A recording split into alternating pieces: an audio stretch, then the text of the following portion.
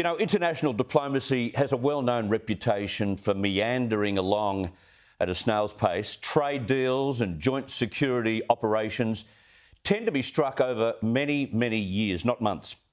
But when an international relationship like the one between ourselves and China collapses and the lines of diplomacy are cut, the fallout seems to happen at warp speed. Not a day has passed this month when we haven't reported on another deal being broken, or disparaging words being traded, or advice being given by other world powers. And would you believe all of that happened in one day today, within just a few hours, which says a hell of a lot for how much this relationship is souring.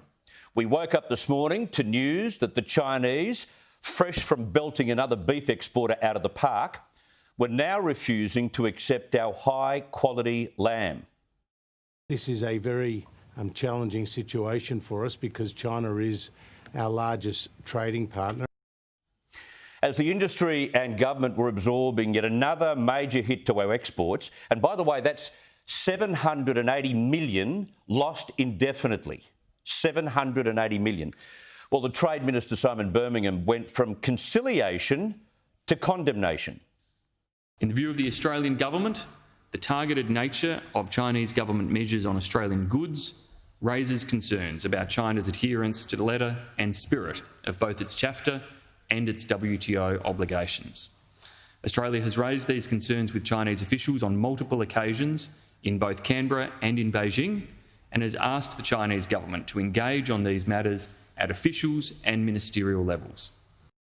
Think about that for a second. If it's not frustrating enough that Australia's rich vein of export wealth is being slaughtered in large, almost daily chunks, the fact that the sooks in Beijing won't even pick up the telephone calls coming from Canberra must be driving ministers nuts, including Simon Birmingham. The only politician with any contact to the Communist Party, as far as everyone knows, is Chairman Dan Andrews, who, despite watching the Foreign Relations Bill pass in federal parliament yesterday and knowing it was designed for him, is still talking up his Belt and Road venture with China. He may be expecting the feds to bury that deal, but he's made it quite clear in Parliament today that he won't be happy if it was axed, telling Parliament he was disappointed that jobs and infrastructure would be lost.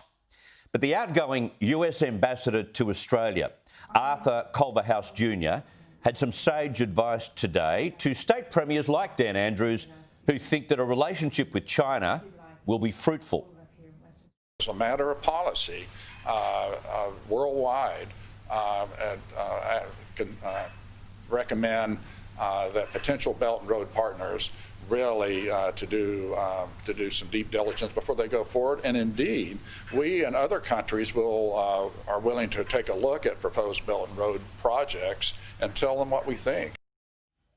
Something tells me that Dan Andrews, who doesn't like listening to National Cabinet or what New South Wales is doing, something tells me he won't be asking the United States to come and check out the deal he signed with China.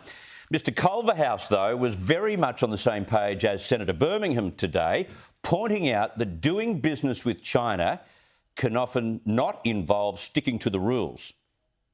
I mean, one of the reasons that so many US companies and so many US government officials and so many US politicians in both parties take a strong view vis-a-vis the PRC government, as so many U.S. companies have lost their franchise in China through government edict and without the rule of law.